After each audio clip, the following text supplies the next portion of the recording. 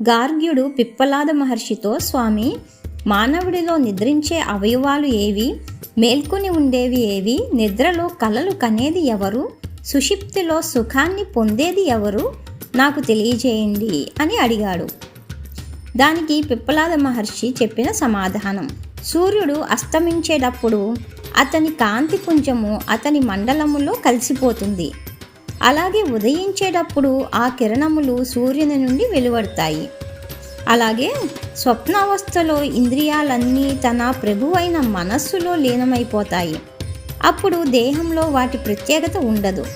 అందుచేతనే నిద్రలో ఉన్న మానవుడు ఆహారం తీసుకోలేడు, రుచి చూడలేడు, వినలేడు, మాట్లాడలేడు. ఆ సమయంలో శరీరంలో ప్రాణాలనే అగ్నులు మేల్కొని ఉంటాయి. అపాన వాయువు, గార్హపత్యాగ్ని, ప్రాణవాయువు, ఆహవనీయాగ్ని, వ్యానవాయువు, దక్షిణాగ్ని, సమానవాయువు, హోత, ఉదానవాయువు, యజ్ఞఫలము, ఉచ్ఛ్వాస నిశ్వాసలు, ఆహుతులు, మనస్సు, యజమాని.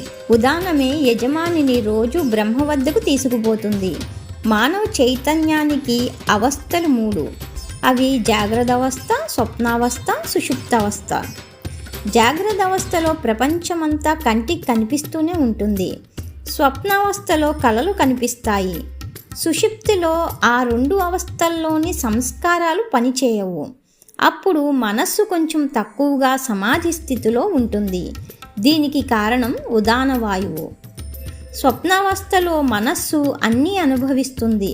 జాగ్రత్త అవస్థలో గతంలో చూసినవన్నీ మళ్ళీ చూస్తుంది, విన్నవే వింటుంది, అనుభవించినవే అనుభవిస్తుంది.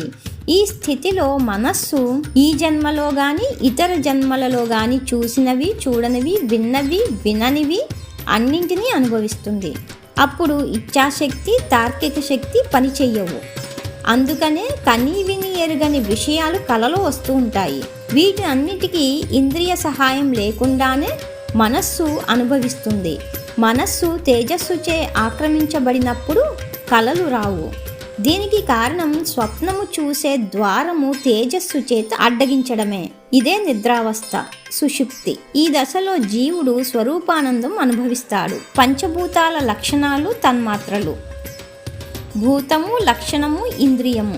ఆకాశం అనే భూతము, దాని లక్షణం శబ్దము, దానికి సంబంధించిన ఇంద్రియము చెవి. అలాగే వాయువుకి స్పర్శ, చర్మము. అగ్ని రూపము, కన్ను. జలము రసము, నాలుక. పృథివీ గంధము, ముక్కు.